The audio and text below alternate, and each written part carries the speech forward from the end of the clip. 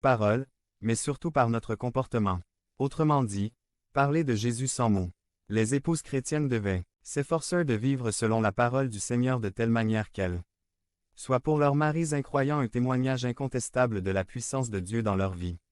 Leur vie serait une communication claire et objective de la puissance de la bonne nouvelle de l'Évangile. Leur vie devrait donner envie à leurs maris d'entendre parler de Dieu qui opère de tels changements dans la vie de leurs épouses. Parler du Christ avec quelqu'un que l'on n'aime pas est relativement facile. Après avoir surmonté la peur initiale, le reste s'écoule facilement. Si vous maîtrisez les mots, avec un peu de courage, tout ira bien. Mais comme c'est différent de parler de Jésus à ceux qui vous connaissent de près. Ceux qui nous ont vus exploser d'impatience, ceux qui ont été témoins de nos incohérences, ceux qui ont été victimes de nos fautes. Pour eux, nous sommes peut-être comme un film dont la bande sonore est coupée. Autrement dit, ils peuvent voir comment notre bouche bouge pour parler, mais ils n'entendent pas ce qui sort de notre bouche, car ce qu'ils entendent le plus fort, c'est notre façon de vivre. C'est pourquoi il devient si important dans ce contexte de parler de Jésus sans parole. Peut-être que les personnes les plus proches de vous qui n'entretiennent pas de relations croissantes avec Christ ont déjà entendu la bonne nouvelle trop de fois. Peut-être avez-vous bombardé votre environnement à maintes reprises avec le message, et vous ne voyez pas de résultat. Il est peut-être temps de changer d'orientation. Concentrez-vous sur une vie dans l'obéissance à la parole de Dieu, afin que, sans parole, vous leur parliez du Dieu de la parole, reflétant ainsi son caractère dans votre vie. Parlez de Jésus sans mots.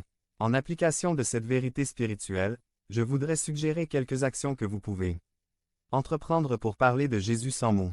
Devenez membre de la chaîne et aidez-nous à propager la parole de Dieu dans le monde entier. Dimanche 17 mars 2024.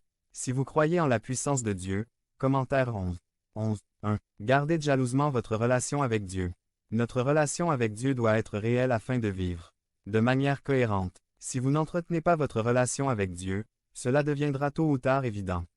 Dans votre vie, vous commencez à retourner aux habitudes pécheresses du passé, la tentation commence à vous assommer, vos relations avec les autres commencent à devenir tendues, votre intérêt pour le royaume de Dieu commence à décliner. Peu importe combien vous parlez du Christ aux autres, votre vie quotidienne ne correspondra pas à vos paroles. C'est pourquoi considérez votre relation avec Dieu comme un trésor.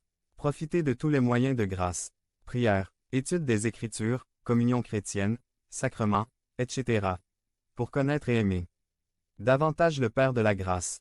Commentaire seul avec Dieu. 2. Gardez votre témoignage avec diligence. Comme nous l'avons dit, votre vie parlera plus fort que 1000 mots.